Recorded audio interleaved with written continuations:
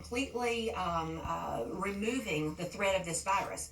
We know that the threat of the virus is going to be there until we have a vaccine and develop herd immunity. But what flattening the curve is really about, and what all of our efforts are really about, is maintaining our health system capacity and stretching out that curve, therefore it's flatter, so our hospitals can keep up with the demand. So we're looking at several different metrics. That's just two of them. That's not the only two. The other thing that we're doing that is a bit different than what we did at the beginning is we're looking more at specific areas, and not only geographic areas, but population areas such as prisons and long-term care facilities and minority populations and other different specific populations that might have a higher risk or be more vulnerable, so we can make sure and target our efforts where they are most needed.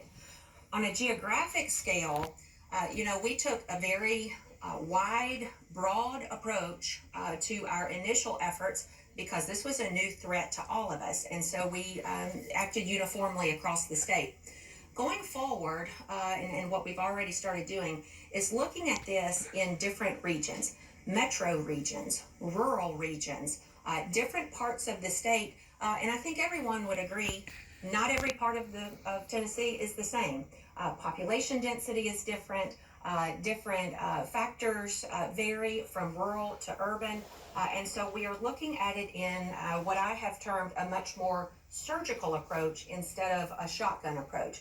That will help us to not only target where the issues may be, but it will help us to better target our interventions in those places where we don't have to affect areas that might not be as heavily impacted.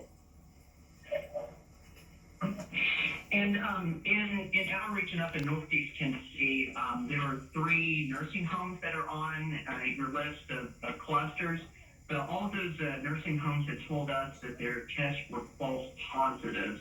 I know the Department of Health is looking into that. Is there a widespread issue of false positives?